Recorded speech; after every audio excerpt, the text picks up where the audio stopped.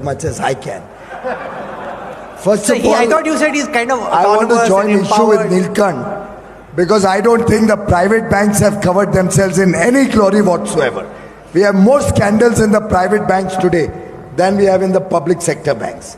And nobody can blame only the public sector banks. There are more scandalous things coming out of the cupboard of private sector companies.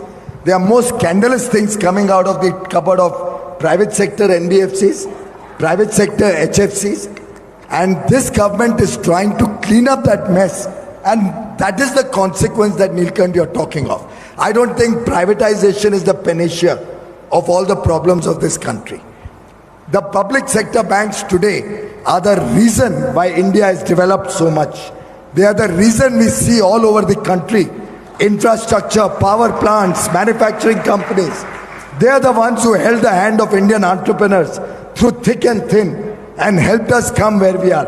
I am a beneficiary. I am what I am today because of the public sector banks, because of IDBI, ICICI in its earlier avatar as a development financial institution. No private bank would give money to a young entrepreneur just wanting to start a new business.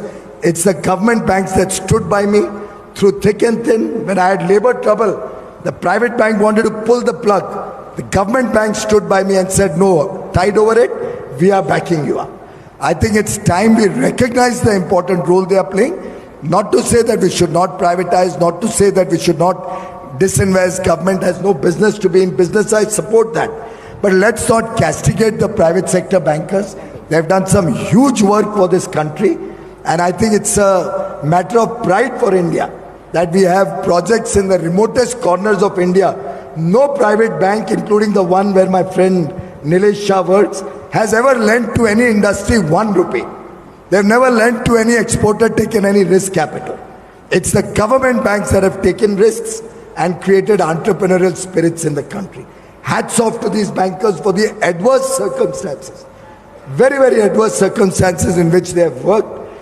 They have been willing to take risks which these private banks have not. Private banks are looking at cozy, comfortable retail lending, cozy, comfortable lending to very, very safe borrowers who pay 42% tax possibly, but they are not willing to lend to the poor farmer. They are looking at soft spots, whether they can lend to a sugar plant and categorize it as an agricultural loan. And I think we must and continue to support the public sector banks if we want India to really grow in a big way.